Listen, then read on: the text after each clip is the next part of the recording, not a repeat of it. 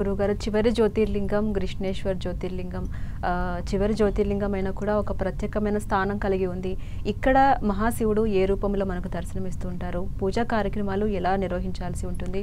భక్తులు పూజా కార్యక్రమం చేసేటటువంటి ఆ సమయంలో ఎలాంటి జాగ్రత్తలు పాటించాల్సి ఉంటుంది? విఘ్నేశ్వర స్వామి జ్యోతిర్లింగం అనేది చాలా అద్భుతమైనటువంటి జ్యోతిర్లింగమ్మ. పిండి రూపంలో మనకు కనపడుతూ ఉంటారు. స్వామివారు చాలా అద్భుతము. స్వామివారికి ఏకరుద్రాభిషేకము, శాలిగ్రామ అభిషేకము,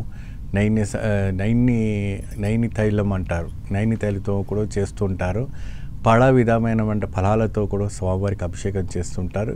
ఇక్కడ అన్ని రకాల వాళ్ళు, అన్ని వర్గాల వాళ్ళు కూడా వెళ్తూ ఉంటారు. సకల రాశి వాళ్ళు కూడా వెళ్ళి ఇక్కడ పరిహారం చేసుకోవడానికి ఒక పుణ్యతీర్థకాలం అనేది చేస్తూ ఉంటారు. ఇక్కడ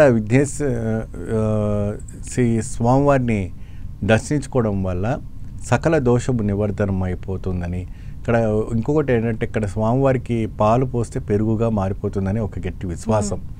అది చాలా డైరెక్ట్గా మనం చూడవచ్చు. ఓకే, మనం పాలు పట్టుకుపోతే స్వామివారి మీద పోసామనుకోండి, ఇమీడియట్గా అది పెరుగుగా మారిపోతూ ఉంటుంది. విఘ్నేశ్వర ఈ జ్యోతిర్లింగం మీద అది మహోత్కరమైన అంటే ఒక జ్యోతిర్లింగం అది.